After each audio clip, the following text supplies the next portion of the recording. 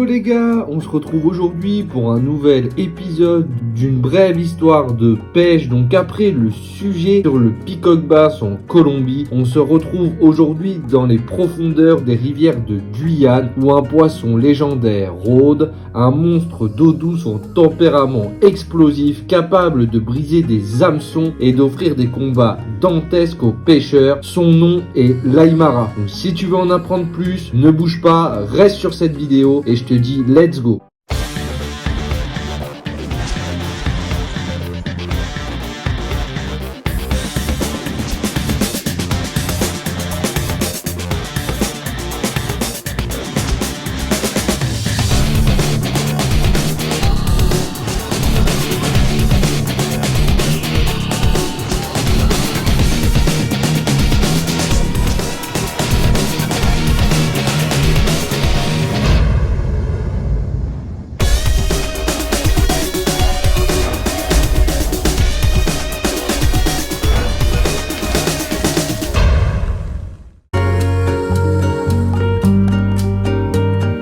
Au cœur des rivières sauvages de Guyane, dissimulé sous les eaux sombres et mystérieuses, un prédateur règne en maître, brutal, imprévisible, redouté autant qu'admiré. Voici l'Aymara, aussi surnommé le poisson loup, un carnassier d'une férocité inouïe, capable de briser du matériel de pêche et d'infliger des combats d'une intensité rare, un monstre aquatique dont la force brute et l'agressivité lui ont valu une réputation légendaire. Dans cet épisode, nous plongeons au cœur des rivières reculées de Guyane pour partir à la rencontre de ce poisson mythique, son comportement, ses techniques de chasse, la manière de le capturer et pourquoi l'Aymara est considéré comme l'un des carnassiers d'eau douce les plus impressionnants du monde. L'Aymara est un véritable monstre aquatique, un prédateur conçu pour la chasse et la domination de son territoire. Son apparence brute et intimidante en dit long sur son tempérament explosif. Concernant sa morphologie, il a un corps massif et allongé, il possède une silhouette fuselée, épaisse et musclée, lui permettant d'exécuter des accélérations fulgurantes. Il a un dos qui est légèrement arqué, ce qui va accentuer son aspect de prédateur robuste. Contrairement à d'autres carnassiers plus élancés, sa densité musculaire est impressionnante, ce qui le rend extrêmement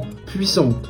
Il possède une armure naturelle grâce à une peau épaisse et rugueuse recouverte de grosses écailles et très résistante, ce qui lui offre une protection contre les attaques et lui permet de survivre dans des environnements hostiles. Les couleurs varient du brun foncé au noir, avec parfois des reflets dorés ou cuivrés selon l'éclairage et l'eau où il évolue.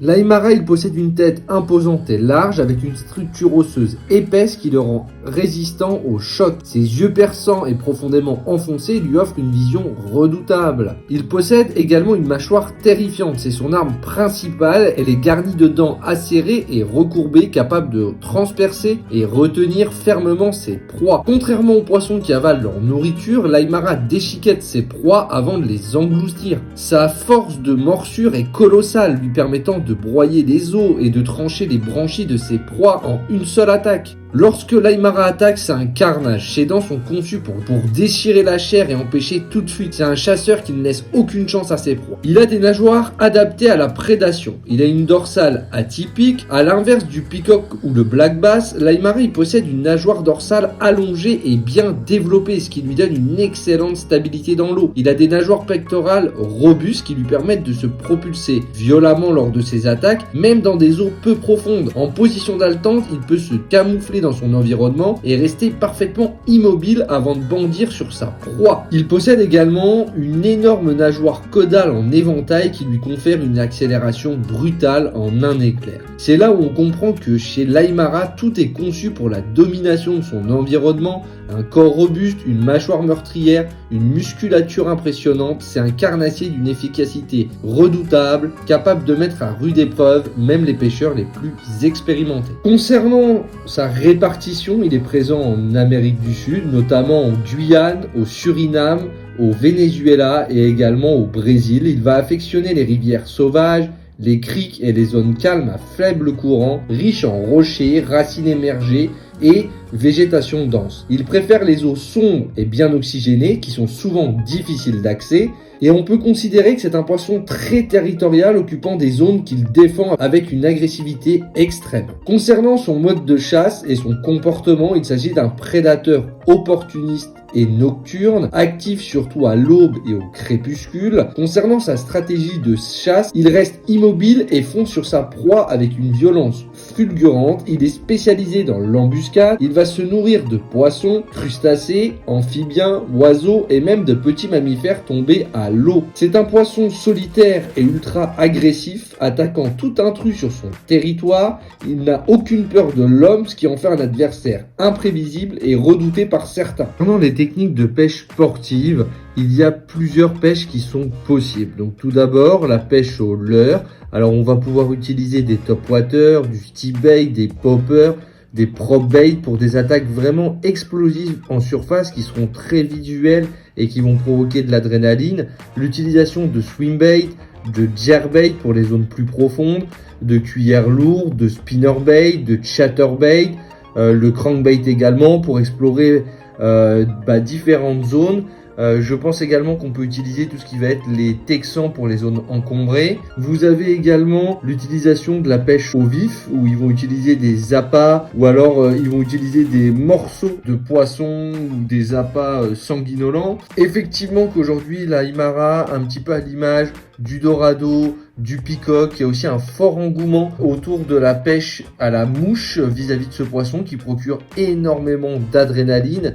Et c'est vrai que pour les amoureux de la pêche à la mouche, ça peut être vraiment un séjour de pêche très intéressant. Concernant l'équipement recommandé, il va s'agir de cannes très puissantes avec vraiment de la grosse tresse, des bas de ligne en fluorocarbone qui vont être très résistants ou directement câblés pour éviter les coupes nettes. C'est vrai que c'est un combat ultra violent qui va sauter hors de l'eau et qui fait des rushs assez dévastateurs. Il est capable de casser votre ligne ou vraiment de plier un hameçon en quelques secondes. C'est d'ailleurs ce qui m'amène à son côté mythique et légendaire où dans certaines communautés autochtones, l'Aymara il est considéré comme un poisson maudit, incarnant les esprits des eaux. Certaines légendes racontent qu'il attaque les imprudents qui traversent les rivières, croyant défendre son territoire sacré. Pour les pêcheurs locaux, il symbolise la force et l'agressivité, un poisson que seuls les plus aguerris peuvent affronter. Concernant sa valeur culinaire, sa chair est comestible mais très remplie d'arêtes, ce qui limite son intérêt culinaire. Il est très apprécié dans la cuisine locale, souvent cuit en bouillon ou